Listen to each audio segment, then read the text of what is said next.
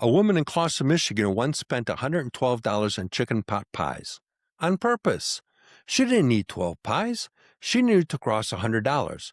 Because this little shop, when you did, a team member broke into the chicken dance in the middle of the store, and she wanted to dance. But I am the world's biggest super fan. You're like a super fan. Welcome to the Business Superfans Podcast. We will discuss how establishing business superfans from customers, employees, and business partners can elevate your success exponentially. Learn why these advocates are a key factor to achieving excellence in the world of commerce. We discuss the invaluable insights of business owners who have successfully implemented the strategies in the book to build their own team of devoted superfans. Gain insightful knowledge from the experts who create applications that help you create passionate superfans. This is the Business Superfans Podcast with your host, Freddy D. Freddy!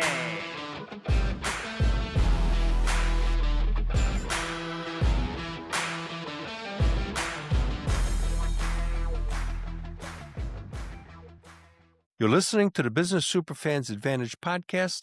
I'm Freddy D. Today I want to talk to you about the most underused marketing asset in your entire business, the person standing behind the counter, and why advocacy starts with them, not your customers. Here's the leak most business owners never see. You spend money getting customers in the door, you discount them to come back, you build a loyalty app nobody opens, and the whole time the people who actually shape how your customers feel about your business, your frontline team, are running on empty, unrecognized, just processing transactions. A disengaged team member completes a sale. An empower one creates a memory. Same job, same wage, completely different result for your revenue. Most owners I've worked with don't know that leak exists until they do. Let me tell you about Jenny Teitelbaum. She's the founder of Great Lakes Pot Pies in Michigan, and she was a guest on this show, episode 14.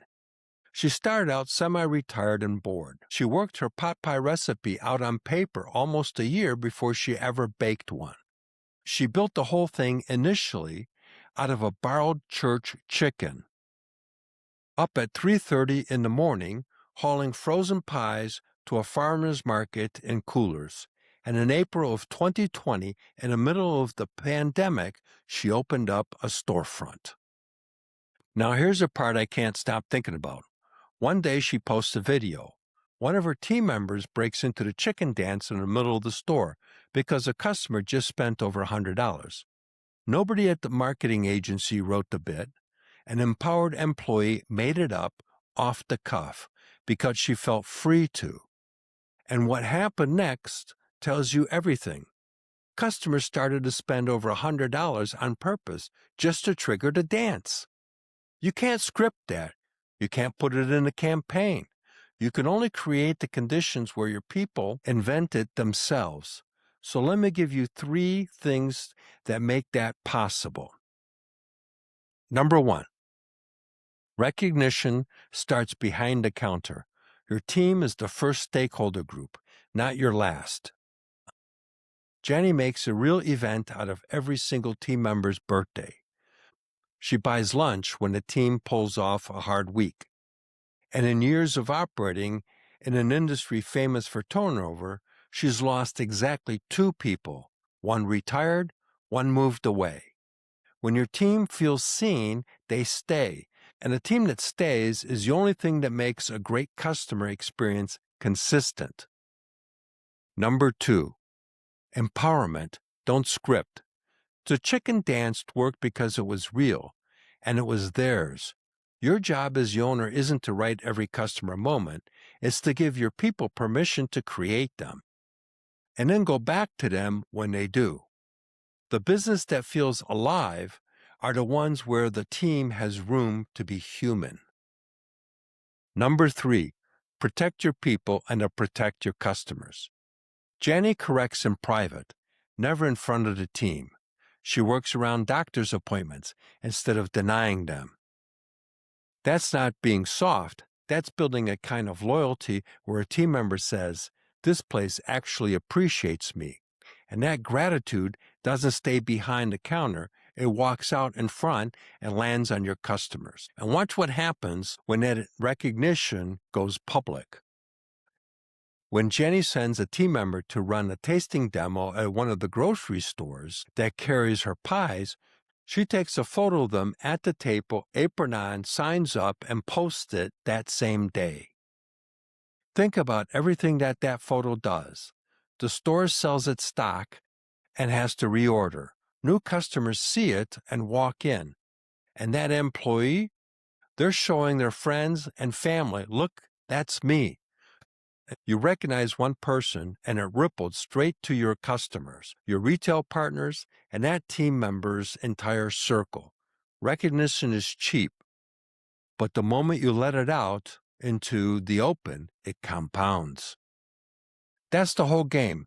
Most owners are out front trying to manufacture loyalty with discounts and apps, and the lever that actually moves it is sitting right behind the counter, waiting to be recognized. So here's where this fits. This is stage 1 of the growth sequence, Cultivating Superfans, and it's the ignition point of the R6 reactor.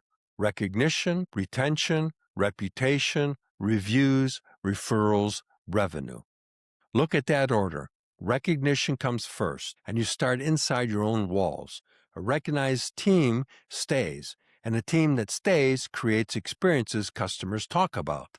And that's what eventually becomes reviews, referrals, and revenue. Skip the first step, and the rest of the chain never fires. So here's what I want you to do in the next 72 hours. Think about the one person on your front line who made a customer light up this month. You already know who it is.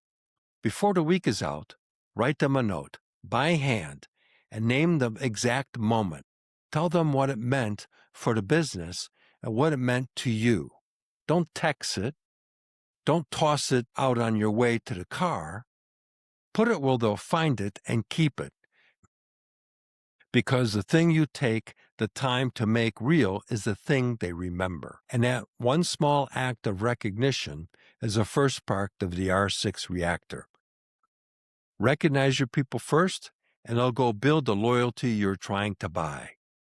That's how you get a business that grows whether or not you're standing in the building. Because you can't script the chicken dance. You can only empower the person who started it. If this one landed, remember it started with a single team member who felt seen. If you want the full playbook on turning the people around you into advocates who sell for you, grab my book, Creating Business Superfans, over at frederickdudek.com. And for a steady stream of plays like this one, sign up for the Prosperity Pathway newsletter at prosperitypathway.tips.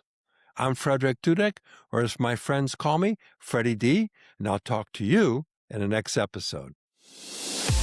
We hope you took away some useful knowledge from today's episode of the Business Superfans Podcast. Join us on the next episode as we continue guiding you on your journey to achieve flourishing success in business.